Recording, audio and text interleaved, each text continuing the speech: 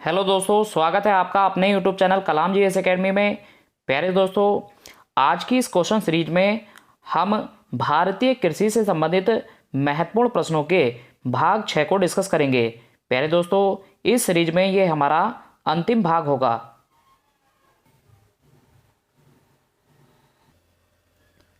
तो आज की इस वीडियो में हमारा पहला प्रश्न है, चलवासी कृषि निम्नलिखित राज्यों के पहाड़ी क्षेत्रों की प्रमुख समस्या है। तो इस प्रश्न का सही आंसर है असम और झारखंड। प्यारे दोस्तों, चलवासी खेती को ही हम झूम खेती के नाम से भी जानते हैं।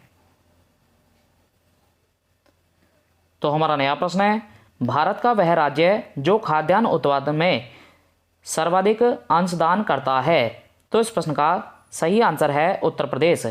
प्यारे दोस्तों, चलिए आप मुझे कमेंट करके बताइए कि उत्तर प्रदेश किन किन फसलों के मामले में पहले स्थान पर है। तो हमारा नया प्रश्न है, भारत का वह राज्य जो कपास, नमक एवं दुग्ध के उत्पादन में प्रथम स्थान पर है। तो इस प्रश्न का सही आंसर है गुजरात।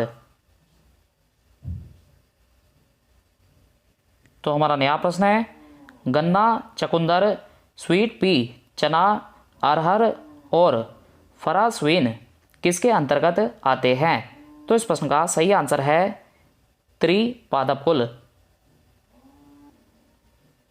तो हमारा नया प्रश्न है, भारत का सर्वाधिक पटसन उत्पादक राज्य है। तो इस प्रश्न का सही आंसर है पश्चिम बंगाल।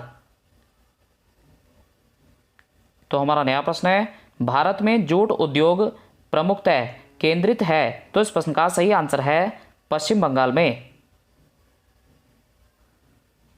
तो हमारा नया प्रश्न है, भारत में जूट का सर्वाधिक क्षेत्रफल है। तो इस प्रश्न का सही आंसर है पश्चिम बंगाल में।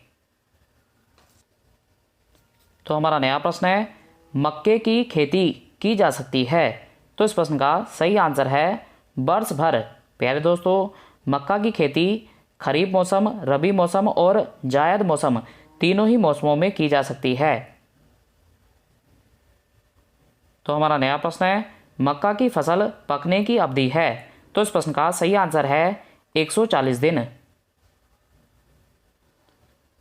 तो हमारा नया प्रश्न है, शक्तिमान 1 और शक्तिमान 2 आनुवांशिक परिवर्तित फसलें हैं। तो इस प्रश्न का सही आंसर है मक्का की। तो हमारा नया प्रश्न है, केसर का वाणिज्यिक स्तर पर उत्पादन निम्न में से किस राज्य में होता है। तो इस प्रश्न का सही आंसर है जम्मू और कश्मीर में। तो हमारा नया प्रश्न है, निम्नलिखित में से किस एक की खेती पौध का प्रतिरोपण करके की जाती है। तो इस प्रश्न का सही आंसर है प्याज। प्यारे दोस्तों, प्याज का पहले फल तैयार किया जाता है और उसके बाद उनके पौधों को अलग अलग करके लगाया जाता है। तो इस प्रकार दिए गए सभी विकल्पों में हमारा प्याज सही आंसर होगा। तो हमारा नया प्रश्न है, भागीरथी घाटी में राजमा और आलू की खेती प्रारंभ करने का श्रेय किसको दिया जाता है। तो इस प्रश्न का सही आंसर है विल्सन। तो हमारा नया प्रश्न है, आम की बीज रहित प्रजाति है। तो इस प्रश्न का सही आंसर है सिंधु। प्यारे दोस्तों, सिंधु आम की एक ऐसी किस्म है जिसमें बीज नहीं पाया जाता है। चलिए आप मुझे कमेंट करके बताइए कि आम की सबसे अच्छी किस्म किसे माना जाता है। तो हमारा नया प्रश्न है, ललित किसकी उन्नत किस्म है, वह है। तो इस प्रश्न का सही आंसर है अमरूद। प्यारे दोस्तों, चलिए बताइए मुझे, भारत का वह कौन सा शहर है जो अमरूद के लिए काफ़ी प्रसिद्ध है। तो हमारा नया प्रश्न है, प्रसंस्करण हेतु आलू की सबसे अच्छी किस्म है। तो इस प्रश्न का सही आंसर है कुफरी चिपसोना 2। तो हमारा नया प्रश्न है, निम्नलिखित में से कौन फसलें अधिकांशतः निर्वाह मूलक कृषि के अंतर्गत पैदा की जाती हैं। तो इस प्रश्न का सही आंसर है मोटे अनाज तथा चावल की फसलें। तो हमारा नया प्रश्न है, अदरक का तना जो मिट्टी में उगता है और खाद्य का संस्करण करता है वह कहलाता है। तो इस प्रश्न का सही आंसर है प्रकंद। प्यारे दोस्तों, अब मात्र 1 माह में एसएससी जीडी की अच्छी तैयारी के लिए आप हमारे कोचिंग संस्थान स्वामी विवेकानंद कैरियर कोचिंग से जुड़ सकते हैं, जहां पर एक टारगेट बैच 16 अक्टूबर को प्रारंभ किया जा रहा है। प्यारे दोस्तों, ये टारगेट बैच 16 अक्टूबर से 16 नवंबर तक चलाया जाएगा, जिसमें आपको एसएससी जीडी में आने वाले सभी 4 सब्जेक्ट पढ़ाए जाएंगे।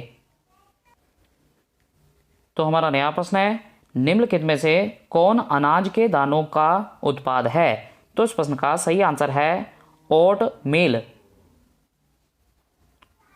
तो प्यारे दोस्तों, इस वीडियो में हमारा अंतिम प्रश्न है, उत्तराखंड में उगाया जाने वाला अनाज मंडुवा का निर्यात अधिकांशतः किस देश को किया जाता है?